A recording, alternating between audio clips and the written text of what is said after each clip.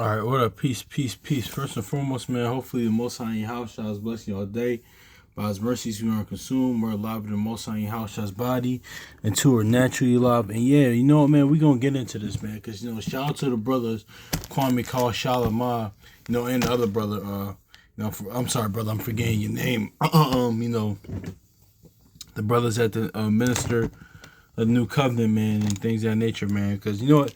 They talked about something like if the YouTube video popped up, I saw bits of it, but the title popped up in about vessels of mercy and wrath, and we're gonna get into this, man, because you know what, this all relates to the beginning, and with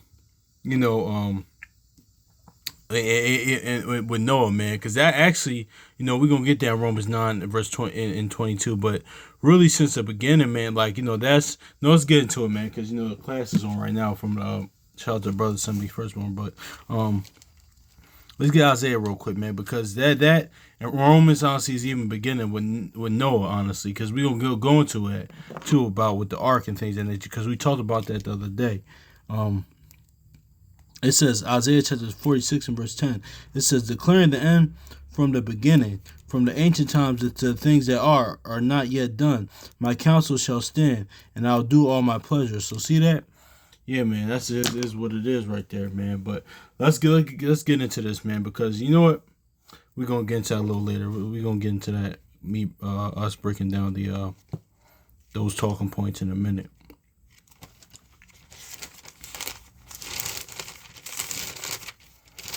Romans chapter 9 verse 22. It says, What if Yahweh willing to show his wrath to make his power known? Exactly. To make his power known, and endureth much long suffering, the vessels of wrath fitted to destruction. And verse 23, and that he might take the known riches of his glory unto the vessels of mercy, which afore he had prepared unto glory. So see that now. Now, and that kind of lines up with Proverbs 16 verse 4. Let's read 22 again. It says, what if Yahweh, willing to show his wrath and to make his power known and endure much long suffering, the vessel of wrath fitted to destruction. So see that? Let's go to Proverbs 16 real quick.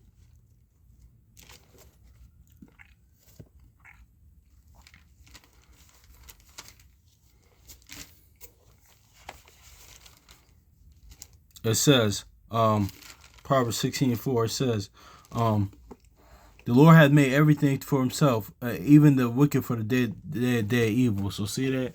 So yeah, man. But honestly, too, let's look at this too, man, because honestly, we talked about it before on the post that we put up, but a vessel, because I stand corrected. That's why I had to re-edit the post, because the ark, about Noah's ark, pretty much. Ark. Let's go to Genesis 7 real quick. Because the ark is a boat, honestly, but that really it's just not a conventional boat, honestly, as we think. But let's get Genesis 7 verse 1. It says, and the Lord said unto Noah, come thou into all thy house into the ark, for thee I seen righteous before me in this generation. So see, and that's even in the beginning, even here, the Most High house, I said, save yourself from his untoward, rebellious generation. He told that Noah that happened during the Noah's time. It's all same thing, man. But anyway, I don't want to get too deep into that, but pretty much an ark is a boat, but it's not a conventional boat, man, because even in the beginning, man, like we said in the post, the Most High house was just saying teaching us there in the beginning that we're just vessels for them, honestly, because all ark is a vessel, honestly. Even the ark of the covenant, it's a vessel, honestly. But with that, that's just a vessel, honestly. But see, that's the thing with Noah's ark, right? It was in the days of Noah, with Noah, we hit the lining up with this Romans chapter 22 verse 23. It was vessels. The vessels of wrath was the ones that, of course, that got flooded, that got killed in the flood, and of course, the vessels of mercy is Noah and his household. That's really it, man. But see, there's something key with that, man, too, because that's why it says it's gonna be a days of Noah. There's something key that Noah did, right? That he was teaching. He was teaching the preaching and faith, honestly. Just hence, the gospel, honestly. Because let's get that in 2 Peter 2 and verse 5, man. Because it said in Genesis 6 they corrupted the way. So of course that's his his instructions, all statutes, commandments. So Noah, they kind of know what the commandments was. They wasn't just keeping them, honestly. So Noah wasn't like teaching them or preaching the commandments. He was teaching. He was preaching faith, honestly. Kind of like a precursor to the gospel. We should say. But let's get it. Genesis chapter 6 verse 11. It says the earth was also corrupt before Yahweh, and the earth was filled with violence.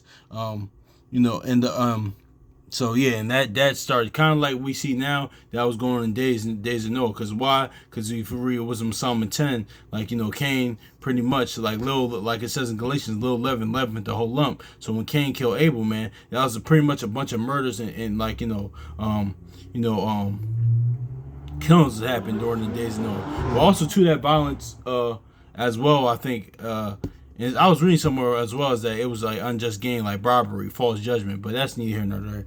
But let's get Genesis chapter 6 verse 11. It says the earth was also corrupt before Yahweh, and the earth was filled with violence. And Yahweh looked upon the earth, and behold it was corrupt, for all flesh corrupted his way upon the earth. So see that.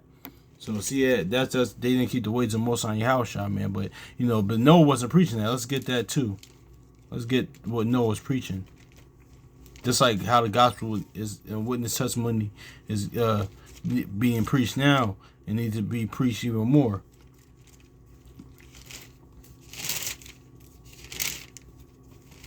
This is 2 Peter chapter 2 verse 5.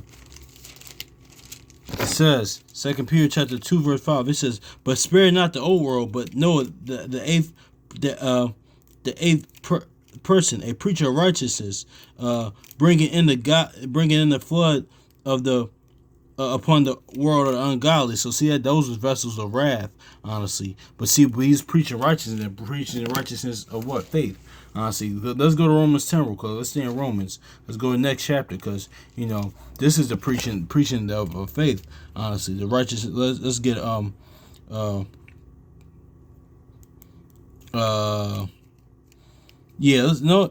that's good. Let's start verse 3. For they be ignorant of Yahweh's righteousness, going to establish their own righteousness. That's talking about Deuteronomy 6:25, the law. Nothing wrong with the law, but it says, and have not submitted themselves to the righteousness of Yahweh.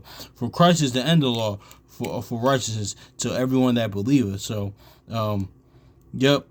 verse 5, it says, for Moses describeth the righteousness which is of the law, that men which doeth the thing shall live by them. Exactly.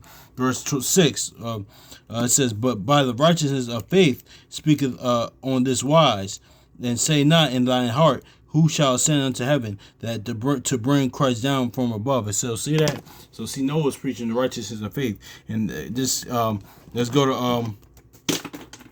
to Romans chapter 10 verse 13. It says, so for whosoever shall call upon the name of the Lord, and shall be saved. How can, verse 14, how then should they call on him whom they have not believed? And how shall they believe on him whom they have not heard? And shall not hear. Let's restart this again. My bad. Cool. It says, how then shall they call on him in whom they have not believed?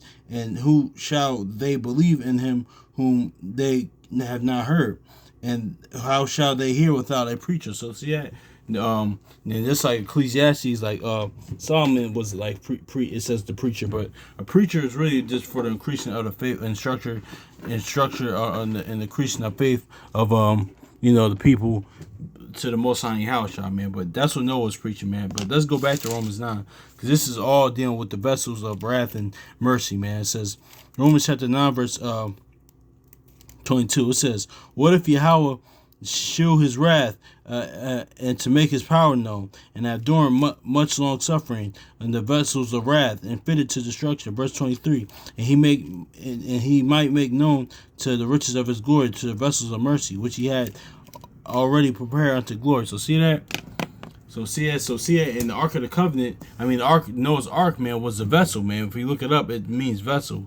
It was pretty much, that was like, even from the beginning, that was there was vessels of wrath and vessels of mercy. Also, too, I was watching the video. Hopefully, we gotta find the real, man. And that's why we said, like, because a lot of people, they compare, and it was a good like meme, whatever. They compare the Titanic to Noah's Ark, man. But that's why we said earlier, like, the Noah's Ark wasn't a conventional boat. And I was watching a reel or like short pretty much a while ago, and it said, man, this is very key, man, because this is really how, like, 2nd Ezra 16 says, how the Most High Yahushua, the Most High Christ is our God, is our guide. They're our God, of course, too, but they're our guide, because there was on the Ark of Covenant. Notice how there was no steering wheel. There was no wheel.